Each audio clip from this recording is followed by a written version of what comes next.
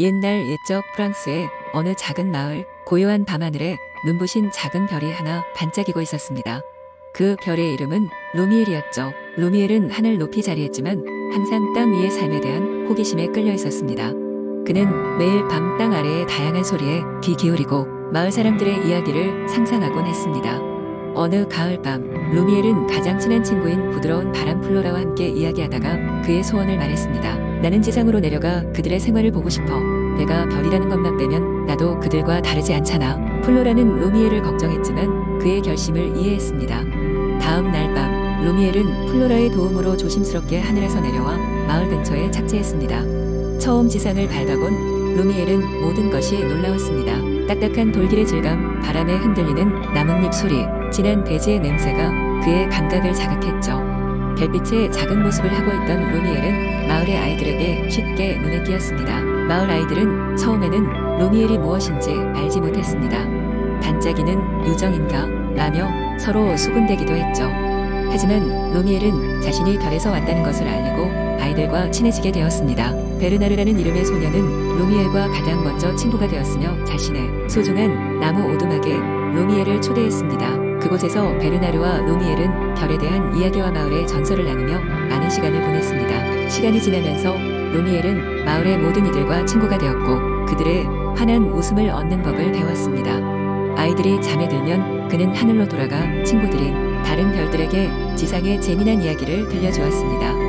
플로라는 이제 더 이상 걱정하지 않았고 오히려 루미엘의 이야기를 듣는 것을 즐겼습니다. 하지만 시간은 멈추지 않고 흘렀습니다. 겨울이 다가오자 루미엘은 다시 하늘로 돌아가야 할 것을 알았습니다. 그는 땅 위의 경험을 잊지 않고 별자리에서 계속해서 반짝이겠다고 약속했습니다. 마을 사람들과 아이들은 그의 결정을 존중하며 언제나 하늘을 볼 때마다 그를 기억할 것이라며 작별 인사를 했습니다. 다시 하늘로 올라왔을 때 다른 별들은 루미엘의 모험담에 감명을 받았습니다. 그리고 루미엘은 땅과 하늘을 연결하는 다리가 되어 그곳의 별들이 마을을 내려다보며 환하게 미소 지을 수 있게 했습니다. 그리고 지금도 프랑스의 그 작은 마을 사람들은 밤하늘에 반짝이는 별을 바라보며 루미엘을 생각합니다. 그들의 친절함과 용기에 대한 전설은 오랜 시간 동안 잊혀지지 않고 밤하늘 가득한 별빛이 그들의 삶을 환히 밝혀주며 영원히 함께하기로 했습니다. 두 번째 이야기. 옛날 옛적 프랑스의 작은 마을 스텔포트에는 라팽이라는 이름의 젊고 영리한 마법사가 살고 있었습니다. 라팽은 그곳의 주민들이 필요로 하는 일상적인 마법과 간단한 주문을 주로 다루었지만 그의 마음속 깊은 곳에는 미지의 세계에 대한 무한한 호기심이 있었습니다. 어느 날 그는 오래된 마법서 책장 뒤에서 빛나는 고대의 지도를 발견하게 됩니다. 지도의 중심에는 위대한 마법의 소원이라는 전설 속 장소가 표시되어 있었습니다. 이 마법의 소원을 찾는 자에게는 상상할 수도 없는 힘이 주어진다고 매번 전해져 왔습니다. 라팽은 자신의 능력을 시험하고 더 강력한 마법을 배우고자 이 여행을 결심합니다. 그는 간단한 여정 준비를 마치고 자신에게 가장 충실한 동반자인 작은 부엉이 위즈를 함께 데리고 출발했습니다. 여행은 험난했습니다. 온갖 난관과 함정, 그리고 함께 모험을 떠나는 동안 위즈가 말하는 특별한 지혜는 언제나 라팽에게 큰 도움이 되었습니다. 깊은 숲속에서 길을 잃었을 때 위즈는 나무 위에서 내려다보며 올바른 방향을 찾아내었습니다.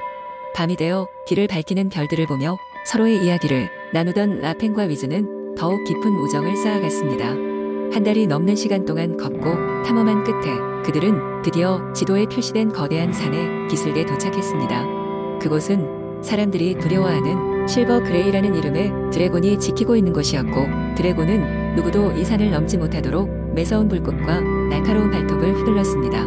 그러나 라팽은 자신의 목표를 포기하지 않았습니다. 그는 드래곤과 맞닥뜨려 그가 단순한 탐험자가 아니라 진정한 의도를 가지고 왔음을 증명해야 했습니다. 우정을 상징하는 작은 펜던트를 드래곤에게 보여주며 자신의 진실된 마음을 털어놓았고 드래곤은 마침내 고개를 끄덕였습니다. 실버 그레이는 무시무시해 보였지만 그의 마음 깊은 곳에는 고결한 지혜가 자리 잡고 있었던 것입니다.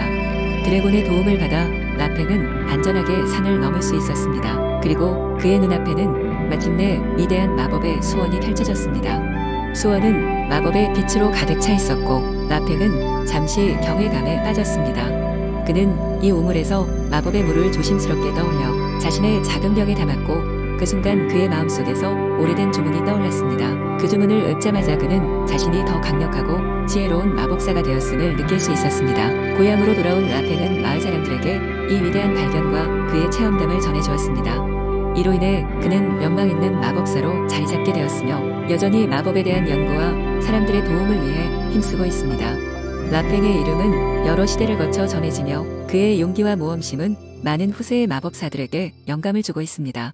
세 번째 이야기. 옛날 옛적 프랑스의 작은 마을 로젤리에 신비로운 장미 정원이 있었습니다. 이 정원은 아름답고 향기로운 장미로 가득 차 있었으며 사람들은 이곳에서 사랑과 희망을 찾곤 했습니다. 정원은 소녀 클레르가 가꿨는데 그녀는 남다른 정원을 사랑하는 마음을 가진 착한 아이였습니다. 클레르는 매일 아침 해가 뜰 때 젊고 생명력 넘치는 장미들을 돌보며 정원을 가꾸었습니다. 그녀가 돌본 장미들은 사람들의 마음을 감동시키는 특별한 힘을 가졌습니다. 하지만 클레르의 마을에는 가뭄이 찾아왔습니다. 모든 식물과 농작물은 시들어갔고 사람들은 걱정과 불안 속에 하루하루를 보냈습니다. 하지만 이상하게도 클레르의 장미는 여전히 신비로운 생명력을 유지하고 있었습니다. 마을 사람들은 장미 정원을 마법의 장소라 믿게 되었고 클레르에게 그 비결을 묻기 시작했습니다. 클레르는 단순한 미소를 지으며 장미는 사랑과 정성으로 돌보아야 해요 라고만 말했습니다. 그 말을 믿지 않는 사람도 있었지만 대부분은 클레르의 말이 일리가 있다고 생각했습니다. 그러던 어느 날 마을에 여행자가 방문했습니다. 그는 먼 곳에서 온 신비로운 남자였고 다른 세상에 대한 많은 이야기들을 들려주었습니다. 클레르는 그에게 궁금한 모든 것을 묻고 자신의 장미 정원에 대해 이야기했습니다. 여행자는 클레르에게 장미의 비밀에 대해 알려주었습니다. 내가 가진 장미는 특별한 힘을 가진 장미야. 그것은 너의 순수한 마음이 만들어낸 것일 뿐만 아니라 바로 진정한 사랑과 희망의 상징이지. 클레르는 더 이상 비밀을 숨기지 않았습니다. 그녀는 마을 사람들에게 장미를 돌보는 방법을 알려줬고 사람들은 각자의 정원을 가꾸기 시작했습니다. 얼마 지나지 않아 마을 전체가 생명으로 넘치게 되었고 사람들은 사랑과 희망을 다시 얻게 되었습니다. 이후로도 클레르의 장미 정원은 전설적인 장소로 남았고 사람들은 그곳에서 희망과 사랑의 이야기를 나누었습니다. 로젤리 마을의 장미는 이제 프랑스의 고대 전설로 전해져 오며 사람들은 그 장미의 기적을 잊지 않았습니다. 네 번째 이야기. 옛날 옛적 프랑스의 한 작은 마을 주변에 오래된 성이 있었습니다. 그 성은 나무와 가시덤불로 둘러싸여 오랫동안 아무도 접근할 수 없었고 사람들은 그곳에 마법사가 살고 있다고 믿었습니다. 그러나 진실은 그 성에는 아름다운 장미 정원이 숨겨져 있었고 그 정원에는 신비롭고 고귀한 장미가 하나 있었습니다. 그 장미는 매일 아침마다 다른 색으로 변하며 특별한 마법을 지니고 있었습니다. 마을에는 소피라는 이름의 용감하고 호기심 많은 소녀가 살고 있었습니다. 소피는 어렸을 때부터 전설적인 장미 정원에 관한 이야기를 들으며 자랐습니다. 언젠가 그 정원을 찾아가 보고 싶다는 꿈을 키워왔습니다.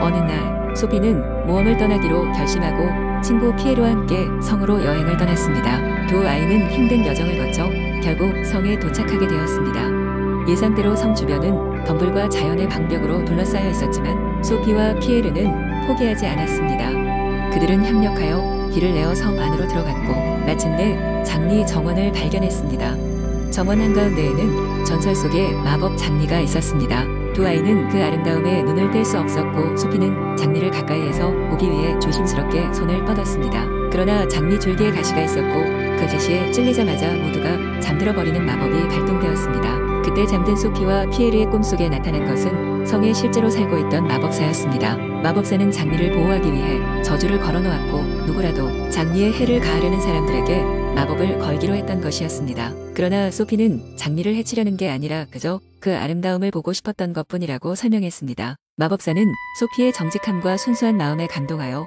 저주를 풀어주고 성의 비밀을 알려주었습니다. 사실 그 장미는 마을에 행복과 사랑을 퍼뜨리기 위한 것이었지만 오해로 인해 사람들이 성을 두려워하게 되어 마법으로 장미를 보호하려고 했던 것이었습니다. 잠에서 깨어난 소피와 피에르는 성에서의 시간이 단순한 꿈이 아니었음을 알게 되었고 그들은 장미의 마법을 자신들의 마음에 담아 마을로 돌아갔습니다. 마을 사람들은 두 아이의 이야기를 듣고 이제는 두려움이 아닌 사랑으로 성과 장미를 바라보게 되었습니다. 그 후로도 소피와 피에르는 종종 성을 찾아가 장미 정원을 가꾸며 마법에 장미가 주는 따뜻한 사랑을 마을 전체에 퍼뜨렸답니다. 그리고 마을은 그 어느 때보다도 풍요롭고 행복해졌다고 합니다. 다섯 번째 이야기. 옛날 옛적 프랑스의 한 작은 마을에 있는 숲속에는 마법의 옹달샘이 있었습니다. 이 옹달샘은 언제나 맑은 물을 간직하고 있었으며 그 물을 한 모금 마시면 한 가지 소원을 이룰 수 있다는 전설이 있었습니다. 그곳에 가기 위해서는 숲속 깊은 곳까지 힘든 여정을 견뎌야 했지만 소원을 이루고자 하는 사람들의 발걸음이 끊이지 않았습니다. 마을 끝에 사는 소녀 에밀리 역시 옹달샘의 전설을 어릴 적부터 들으며 자랐습니다. 그녀는 착하고 똑똑했지만 가난한 집안 형편 때문에 교육을 충분히 받지 못했습니다. 그래서 에밀리의 소원은 학문을 배워 새로운 세계를 경험하는 것이었습니다. 숲속 옹달샘의 소문을 들은 에밀리는 용돈을 조금씩 모아 여정을 준비했습니다. 어느 화창한 아침, 에밀리는 작은 가방만을 메고 모험을 떠났습니다. 숲 입구에서는 포기하지 않겠다는 다짐을 마음에 새기며 첫 발을 내디뎠습니다. 긴 길을 걸으며 그녀는 여러 가지 동물 친구들을 만났습니다. 처음 만난 친구는 똑똑한 여우였는데 여우는 에밀리가 더 빠르고 안전하게 가는 법을 알려주었습니다. 여우의 도움 덕분에 에밀리는 더 깊은 숲속으로 들어갈 수 있었습니다. 숲속을 더 깊이 걸어가던 에밀리는 곧 커다란 나무 뿌리에 걸려 넘어지고 말았습니다. 낙담한 에밀리는 잠시 쉬고 있는데 그때 어린 너구리가 다가왔습니다. 너구리는 에밀리를 도와주며 그녀에게 남은 길은 매우 험난할 것이라고 경고했지만 소원에 대한 결심이 확고했던 에밀리는 포기하지 않았습니다. 마침내 그녀는 숲의 중심부에 다다랐습니다. 눈앞에는 전설 속의 마법의 옹달샘이 반짝이고 있었습니다. 에밀리는 가슴이 벅차올랐고 기대에 찬 마음으로 물을 한 모금 마셨습니다. 그녀의 마음속에는 학문을 배워 더 나은 미래를 만들고 싶다는 소원이 담겨 있었습니다.